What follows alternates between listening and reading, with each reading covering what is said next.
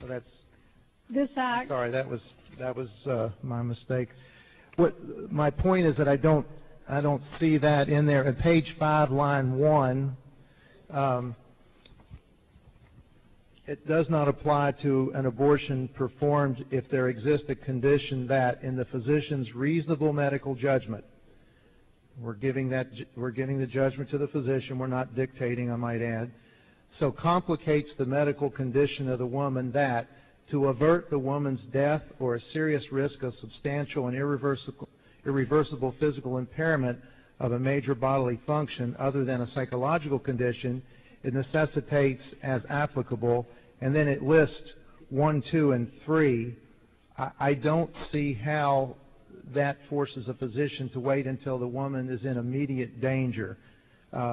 Number 1, it talks about the immediate abortion if her pregnancy without the delay is necessary to determine. They're talking about not dating the baby if there's a situation. In other words, they don't have to worry what the gestational age is. And then 2, the abortion of her pregnancy, even though a post-fertilization age of the unborn child is 20 or more weeks, that tells me that if there's a condition that threatens the life of the mother, you don't have to wait until that's about to happen, that it can be done as long as they believe that it's going to happen. I don't see where you came to the conclusion that they would have to wait. Well, Senator, I was reading from the testimony that someone provided. Yes, ma'am. What I recall, though, from the information that we received, concerns that we received from doctors, I think this was in something we received from ACOG. I'm not sure if it was part of the testimony that I read into the record. But they talked very specifically about exempting physicians where the procedure could be authorized if there was risk of death or substantial irreversible physical impairment of a major bodily function. I think the concern that they were raising, as I recall it, was putting a doctor into that decision-making role, and that where a doctor has to make that judgment call, in some instances, they may not make it. They may instead force a woman or refuse to provide a service to a woman out of fear that somehow that broad category is going to arise. And the concern was really more one of liability, an increased liability for doctors because of this particular provision, than it was the immediacy of them making the decision. Yeah, well, and since I'm not an obstetrician gynecologist, and I had concerns, but I just want to point out that it says very clearly requirements under these sections do not apply to an abortion, and it lists those areas. So, and again, I realize you were reading testimony, and some of that testimony, if it's not a lot of it, was more anecdotal than expert. But doctors are protected under this, and there is provisions, as I pointed out earlier, for a fetal abnormality.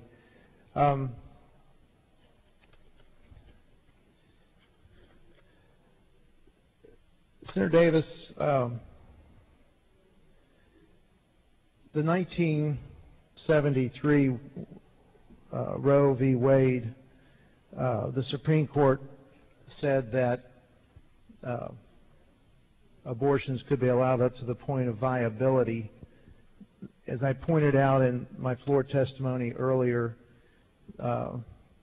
things have changed a lot. Are you aware that there are a lot of babies being aborted in Texas that are way past the viability age for no other reason than it's not wanted? Then what, Senator? That the baby is not wanted, there's no medical issue, it's past the age of viability, that there are abortions occurring in Texas that are running into the 3rd trimester? No, in fact, the information, the empirical information that I've read suggests that only I think 0.56 or 0.6% of abortions are ever performed past that 20-week period. It might have been up to 1%. I'm sorry, I can't quite trust my memory on that. But that in that instance, in the very low incidence rate where post-20-week abortions occur, most of those are situations where a mother's life was in jeopardy or there were very severe problems with the fetus. I don't think it's the case that women are just waiting until their third trimester and suddenly deciding now is time to show up at an abortion clinic and have an abortion. Well, I would submit that it's probably not the greater number of abortions, but you know, dating a pregnancy is hard. Yes. It's last menstrual period, it's active intercourse, it's physical exam, it's a sonogram, there's a blood test you can do called a quantitative beta HCG, and all of those sometimes don't add up. And my point of bringing this up in terms of the 20-week